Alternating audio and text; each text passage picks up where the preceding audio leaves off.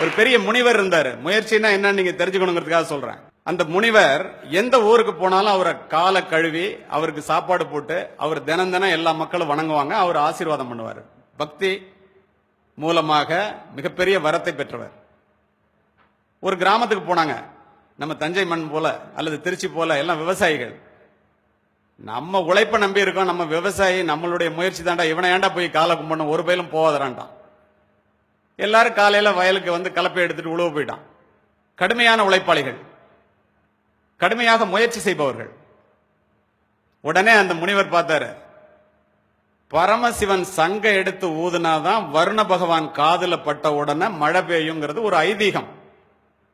உடனே பரமசிவன் சொன்னாரு, என்னை இவன் யாரும் மதிக்கல, இனிமே மழை பெய்யக்கூடாதுன்னாரு. பரமசிவன் சங்க எடுத்து ஓரமா வச்சுட்டாரு. மழை பெய்யல, யாரும் வயலுக்கு போறதை நிறுத்திட்டான். ஒருத்த மட்டும் தொடர்ந்து வயலுக்கு போயிட்டு இருந்தான். எல்லாரும் அவனை பார்த்தான், ஏண்டா மழை தான் பெய்யாது, ஏண்டா தினம் போய் உழுவுறேன்னு கேட்டான். அவன் சொன்னான், செஞ்ச தொழிலை விட்டவனும் கேட்டான், செய்யாத தொழிலை செஞ்சவனும் கேட்டான், நான் விட்டனா உழவு தொழில் மறந்து போகுண்டா, அதனால தினம் உழுவுறேன்னா. எல்லாரும் அவனை ஆச்சரியமா பார்த்தாங்க. நாரதர் பார்த்தாரு.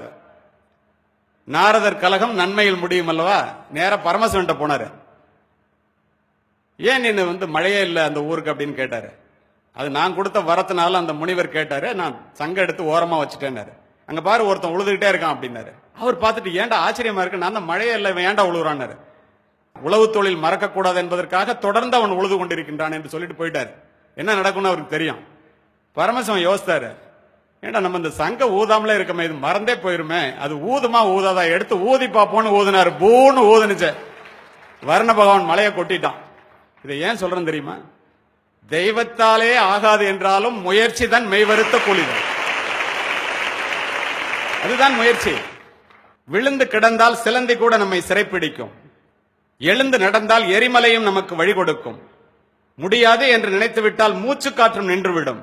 முடியும் என்று துணிந்து விட்டால் மூளைக்குள் மின்சாரம் பிறப்பெடுக்கும்.